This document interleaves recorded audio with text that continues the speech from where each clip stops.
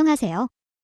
현재까지 프리미어리그 무패와 함께 맨시티를 뒤쫓고 있는 손흥민 선수의 토트넘이 승격팀 루턴타운과 프리미어리그 8라운드 경기를 가질 예정입니다. 루턴타운과 토트넘의 경기는 한국 시간 10월 7일 밤 8시 30분 루턴타운 홈구장 캐니워스 로드에서 열릴 예정입니다. 먼저 그 홈팀 루턴타운이 어떤 팀인지에 대해 살펴보도록 하겠습니다. 루턴타운 같은 경우는 거의 하부 리그에 있었던 팀이었습니다. 138년 구단 역사 동안 일부 리그에 단 17시즌 동안 있었습니다. 그리고 우연히도 이제 프리미어리그 승격에 성공했습니다. 루턴타운 같은 경우는 지난 시즌 챔피언십에서 3위를 기록했습니다. 플레이오프 결승전에 올라갔고 여기서 5위 팀인 코벤트리와의 경기에서 1대1 무승부로 연장전까지도 승부를 가리지 못한 채 승부차기 끝에 5대4로 승리를 거두면서 극적으로 구단 역사상 첫 프리미어리그 승격에 성공했습니다. 우리병 미드필더, 만 29세의 특판주 같은 경우는 구단의 역사를 함께했다고 할 수 있겠습니다. 원래 웨스트햄 유스였으나 5부 리그였던 루턴타운으로 임대를 가서 4부 리그 승격에 견인을 했었고 그리고 루턴타운을 완전히 이적한 다음에는 리그 2가 4부 리그였습니다. 플레이오프 끝에 3부 리그로 승격을 했고 리그 1에서도 다시 곧바로 챔피언십 승격을 한 데 이어서 지난 시즌에 마침내 프리미어리그로 올라갔습니다. 사실 여러 리그부터 뛴 선수가 계속 주전으로 뛰는 건 쉽지 않습니다. 하지만 특판주는 거의 주전급으로 활약을 하면서 구단의 새 역사에 함께했다고 할 수 있겠습니다. 그런데 루턴타운 같은 경우는 워낙 재정 규모 자체가 그렇게 좋지 못한 구단이다 보니까 이번 이적 시장에서도 팀 크룰 골키퍼, 네덜란드 대표팀 골키퍼였습니다. 노리치 시티에서 뛰었던, 과거에는 뉴캐슬에서 뛰었던 팀 크룰 골키퍼와 니스에서 로스 바클리 같은 경우는 원래 에버턴과 첼시에서 뛰었었습니다. 이 두 명 영입한 걸 제외하면 나머지는 그렇게 프리미어리그와 인연이 있는 선수를 영입한 건 없다고 할 수 있겠습니다. 그리고 이제 아스널에서 로콩가를 임대로 데려왔습니다. 나머지는 맨시티 유망주인 카보레를 임대로 데려왔고 과거 메뉴에서 뛰었던 타이틀 추격자를 또 임대로 버밍엄 시티에서 데려왔고 현재 메뉴 유망주인 맨기를 영입한 것 정도가 전부라고 할 수 있겠습니다. 즉 이적 시장에서의 움직임도 그렇게 활발하지 않았다고 할 수 있습니다. 그래서 이번에 루턴타운은 프리미어리그에서 선수단 이적료 가치가 가장 낮은 팀입니다. 8,530만 유로로 프리미어리그 팀들 중에서 유일하게 1억 유로를 넘기지 못했습니다. 같은 승격팀인 셰필드도 1억 3,500만 유로 이상의 선수단 가치를 기록했고 벌리 같은 경우는 무려 2억 2,700만 유로를 기록했습니다. 그러나 리버풀 같은 경우 5위에 위치하고 있는 이유는 1군 선수단이 25명밖에 없기 때문입니다. 선수 개개인의 평균 이적 가치 같은 경우는 리버풀이 3,323만 유로로 첼시나 메뉴보다 더 높기 때문입니다. 본선 때문에 매우 놀라운 수치라고 할 수 있습니다. 본선 같은 경우는 선수 개개인의 이적료 가치가 2,377만 유로밖에 되지 않음에도 현재 2위를 달리고 있습니다. 이렇듯 루턴타운의 선수단이 그렇게 좋지 않은 편에 속하다 보니 그리고 이것이 구단 역사상 첫 프리미어리그 승격이기도 하기 때문입니다. 루턴타운이 2007년 8월 시즌에 더비 카운티가 기록했었던 프리미어리그 역대 최소 승점 11점 기록을 깰 유력 후보로 거론되고 있었습니다. 그 당시에는 더비 카운티가 1승 8무 29패라는 저조한 성적을 기록했었습니다. 루턴타운이 이를 깰 것이라는 추측들이 많았습니다. 하지만 이번 시즌 성적을 놓고 보면 프리미어리그에서는 1승 1무 5패로 그렇게 좋지 못한 성적을 거두었지만 그래도 지난 주말 에버턴 원정에서 2대1로 승리하면서 더비 카운티보다는 조금 빠른 시즌 시작을 알린 것으로 보입니다. 다만 리그컵까지 포함하면 사부 리그 팀인 질링엄 앵거에는 3대2로 승리하였으나 이 경기는 홈경기였습니다.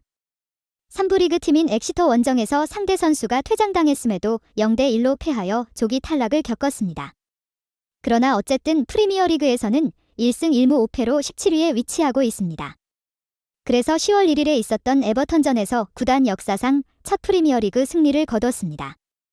로키어와 모리스의 골로 2대1로 승리했습니다. 그러나 경기 내용을 보면 승리가 상당히 놀랄만한 경기였다고 할 수 있습니다. 에버턴에게 23회의 슈팅을 허용했습니다. 그래서 예상 득점수도 에버턴이 89골, 루턴이 0.9골이었습니다. 즉, 에버턴이 3대1로 승리할 만한 경기였지만 카민스키 골키퍼가 환상적인 선방을 통해 에버턴 원정에서 승리를 가져온 루턴타운이었습니다. 그래서 공격 위협 그래프를 살펴보면 루턴타운은 전반에는 잘 싸웠습니다. 24분의 공격을 이어가면서 선제골을 넣었고 상대의 공격을 허용하다가 역습으로 31분에 추가골을 넣었습니다. 그 이후에는 에버턴에게 말 그대로 맞았지만 41분에 실점한 것을 제외하고는 카민스키 골키퍼의 환상적인 선방 덕분에 2대1로 승리를 거뒀습니다. 루턴타운은 그 홈구장이 상당히 독특하다는 것으로 유명합니다. 구장 규모는 프리미어리그뿐만 아니라 챔피언십, 일부 리그일지라도 가장 작은 구장입니다. 그리고 흥미로운 점은 원정석 경우에는 일반 가정집을 지나가야 합니다. 이것은 그 일반 가정집 아래에 통로가 있다는 것입니다. 일반 가정집들이 구장을 둘러싸고 있습니다. 그래서 지붕 위로 올라가면 경기를 공짜로 볼 수도 있는 그런 구장입니다. 그라운드 크기도 세로 100m 그리고 가로 65m입니다. 통상적으로 프리미어리그 경기장 그라운드 사이즈는 세로 105m, 가로 68m입니다. 이것과 비교하면 상당히 그라운드 크기가 작다는 것을 알 수 있습니다.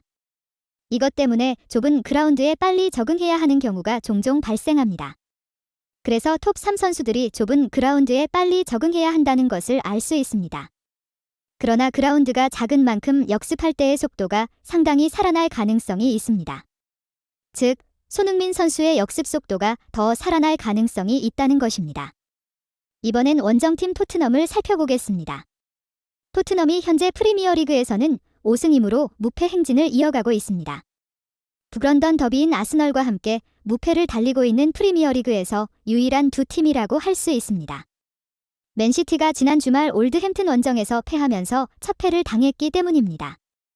아스널과 승점도 동률이고 골차이도 동률이지만 하지만 골수에서는 토트넘이 17골로 아스널의 15골에 비해 우위를 점하고 있습니다. 이러한 상황 속에서 이번 주말에 맨시티와 아스널이 맞대결을 가질 예정입니다. 즉, 이번 경기 결과에 따라서 토트넘이 1위를 탈환할 가능성이 있습니다. 만약 그 맨시티와 아스널의 경기가 무승부로 끝난다면 토트넘만이 루턴타운을 이기면 바로 1위를 차지할 수 있습니다. 아스널이 맨시티를 이기더라도 토트넘이 루턴타운에게 더 큰 점수 차이로 승리하면 1위에 오를 수 있습니다.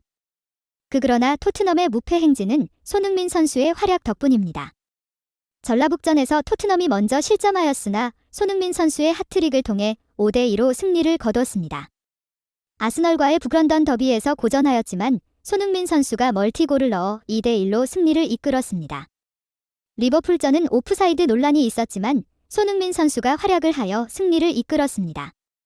손흥민 선수 전체 슈팅은 20회로 이 중 9월에만 6골을 넣고 있는데요. 그러면서 손민 선수는 프리미어리그 9월 이달의 선수 후보로 등극했습니다. 경쟁 선수들을 놓고 보면 올리 와킨스가 4골 리더홈으로 5개의 공격 포인트를 올리고 있고요. 모하메드 살라가 2골 리더홈으로 4개의 공격 포인트, 훌리엔 알바레스가 2골 리더홈으로 4개의 공격 포인트, 그리고 페두르 네트가 1골 3도움으로 4개의 공격 포인트, 트리피어가 4도움으로 4개의 공격 포인트, 그리고 제로드 보헨이 3골로 3개의 공격 포인트를 기록하고 있는데요.